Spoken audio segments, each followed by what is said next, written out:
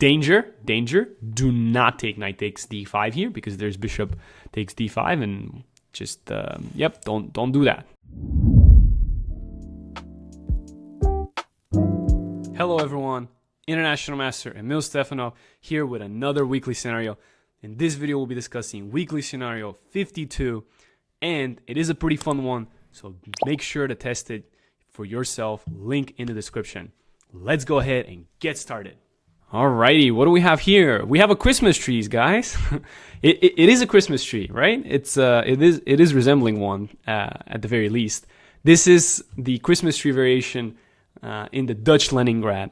And if you want to try out this opening for yourself, you could test it out in Noctie. Go to Noctie Repertoires under Specials, and you should be able to find this variation. Now, what's interesting about this position is Noctie has given us full rook odds. So as you can see, Noctie's playing down the rook on a1. So I'm going to be playing as the highest difficulty against Noctie because I am up a rook. I should be able to win. So let's have a go, shall we? Let's see what we're going to do in this position. Now, we could play d5 and just say, we're going to play stonewall. We could also play d6. It is unfortunate that we will be breaking the Christmas tree, but sometimes we just need to make moves that are going to win us the game. We are up a rook, so I'm assuming with d5, this will kind of help Noctie a little more, maybe, although we will be seeking trades. But d6 keeps things a little more, it gives me a sense of, okay, I'm under control, that sort of situation. I'm going to play knight c6, good move. Just get active with the knight and potentially play e5. And Noctie doesn't waste a single beat. Noctie goes for the offense immediately. Okay, what do we have here? So again, trades benefit us. We could trade. We could play knight e5 as well. Try to attack the knight. I'm assuming Noctie goes knight g6, knight g5 then. Okay, it's an interesting position. I could take. He takes d5. There's no shame in taking. There's nothing problematic there. C takes d5 and only now play knight e5. That also seems pretty good to me. And let's see what Noctie has in store for us. Knight d4. Okay, yeah, of course, the knight is very active on this square. We did surrender the e6 square, so it is only natural that Noctie is trying to go after it. Now, if we really wanted to just play to try to win, and we can give back a pawn, we have a rook up, we're dealing with all of Noctie's problems, we could just play pawn to c5. I don't see any problems with that move. I think it's a good move. For me trying out my best, I could play queen e8, bishop d7, and keep playing from there. We could also play queen e7. There's no problems with that either. So I think that's what we're gonna do. I think we're just gonna play queen e7 and just give it a go. Just queen e7, just bishop d7, and eventually we will play c5. So queen c2, logical move by Noctie. Just putting up the queen onto the c file.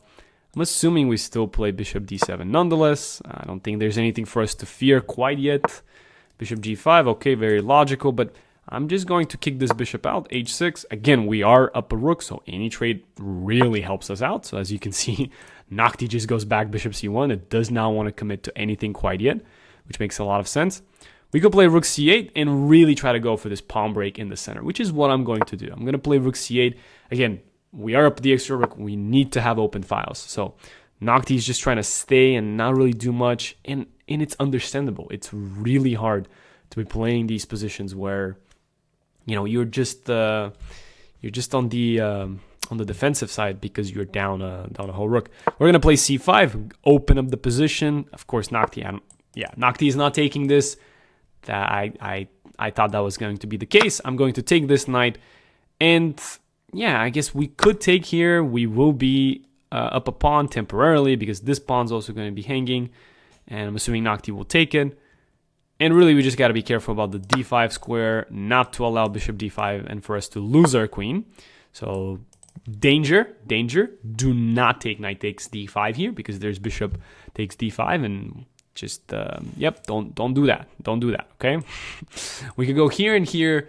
In this sense, we are protecting the d5 square and we are trying to play d5, pawn to d5, which I kind of like this idea. So I'm going to play knight d7, which I blundered. What did I blunder? Wait, hold up. Oh, okay. I blundered my pawn on d6. Okay. That's fine. That's fine. That's fine. We could still play queen f7. We're still up the whole rook. But yeah, no need to give Noctie such. I mean, I guess queen f7, queen d6, g5. It's a little aggressive. I mean, we're still up the piece, and then 94. That's fine. That's fine. Let's try not to give any. Let's not try to make any takebacks. That's fine. That's fine. Bishop b7. Okay, that makes sense. I mean, there was probably also queen d6, g5, 96. That was probably the bigger problem there. Yeah, that makes sense why Noctie thinks my move was a blunder. Yeah, it was. I'm not proud of it. But okay. Sometimes we just have to play the cards that we're dealt, right? So we could go all the way to e8. We could play 94 and just return the piece, return the rook, be up an extra piece. But okay, this is where it becomes a little more uncomfortable if we start returning the extra rook. So yeah, we could also play g5, and I mean anything here should be winning. As long as we return the extra piece properly, I think we should be okay. Yeah, g5, just return the extra piece. No need to do anything fancy. Knight d5, okay, so now we could actually attack the bishop with rook b8, force it to go to a6. But from there, it's actually going to a4, c4. Wait. After rook b8, it cannot go to a6 because we have knight takes d5. So it probably goes to c6. Yeah, I mean, it's still not easy, right? It looks like it's going to be easy. It's just never that easy, right? It's just never that easy. It's just part of life, I guess, right? We could also play rook d8, just kind of put the rook there and, anticipate knight b6 because Noctie can't really maintain the d5 square, which I kind of like more. So yeah, rook d8, no need to attack the bishop. I'm really just trying to force this knight off that square. Bishop b2, I mean, Noctie's looking to do everything possible to prevent me from being able to attack the d5 square. But how about it? I'm going to play knight b6, knight f6, I have bishop f6. Again, I'm controlling the d5 square. Bishop f6, okay, that's another move by Noctie, where now I have a big choice. Do I take on b7 or do I take on f6? Because, I mean, if I take on f6 and then Noctie takes on b6, then I take on b7. So, okay, I'm not getting rid of the knight on d5, but I am maintaining my extra rook. Could take on f6, and if Noctie plays bishop c6, I could hit the bishop. Yeah, it looks... But I also could just return the piece. Wait. Queen b7, bishop d8, queen d5. I'm returning the whole piece, but then there's no queens, no counterplay, and nothing for me to worry, really. Just an extra piece, and all I got to do is just win the game. So we could do that as well. I mean, there's some knight e7 check. Maybe not the most comfortable there to win. But I have king f7, bishop g7, king takes g7. Again, there's barely anything happening. That knight is very much trapped, very much winning for me. Yeah, we just need to decide what way do we want to win with. I'm quite fond of queen b7, bishop d8, queen d5, but I'm assuming there's bishop b6, queen takes d1, rook takes d1, a takes b6. Yeah, it's a little iffy there, so how about it? We'll just keep it simple. We'll just take bishop takes f6. I'm sure that was also possible. Let's just keep it simple. Bishop c6 as we envisioned, and we could play rook to c8, and that should be good because after knight b6 we play rook takes c6. So not the best move according to Noctie, but that's okay with me. Okay, we just take, and finally we got rid of the light square bishop, and we are up the extra material. So all we got to do is just not blunder. So currently this is a pretty huge threat. So let's go ahead and not blunder that. So let's go ahead and pull the rook back to c8. Why is that a mistake? Why is that a mistake? I'm so confused. Why was that a mistake? That didn't seem like a mistake.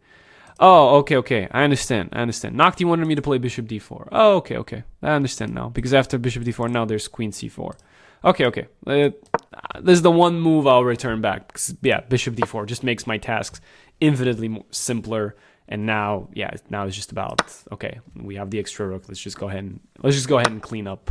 So we can play a5 just to make sure everything is guarded, and yeah, we should be easily winning. Of course, Noctie will continue to be resistant and continue to be tricky, so we got to be a little bit careful. But obviously, I would like to trade rooks. So how about it? We can play rook c1, just remove Noctie's counterplay with the rook that Noctie might have. Looking at some king f8, queen e7 opportunities. I mean, we also have rook c3, because why not, right? We're attacking the queen. Yeah, honestly, rook c3 looks good to me. We can always return this pawn. That's fine. I could also be mean and just not give it away. I could play rook c2 and take there, but I'm just going to be a little bit mean. I'm going to play queen e6 first, and then I'm going to play rook c2. So just being a little bit mean there, but okay. And if we trade queens, that's all the more for me. So I'm perfectly fine with this queen trade. And of course, Noctie doesn't want it, because why would Noctie trade queens? It wants to play for the win, right? So it will keep the queens for as long as it can. But my king is relatively safe. Nothing there.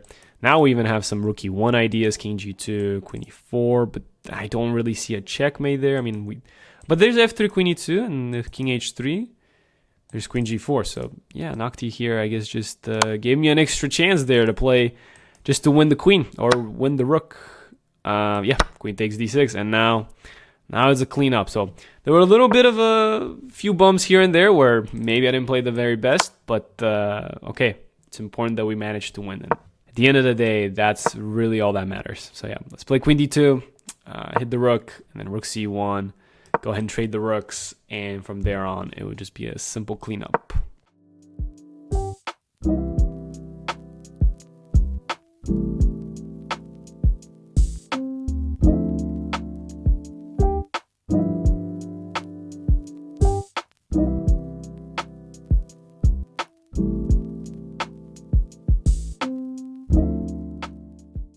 Queen c2 and queen e2.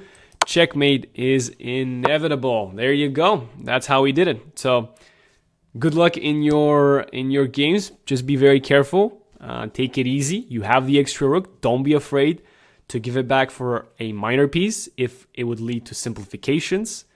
Try to make sure you understand what Noctie is really trying to do. Our position at times, because we're opening it up, our king could be a little bit weaker. So make sure you're guarding your king well. And yeah, good luck. Ciao.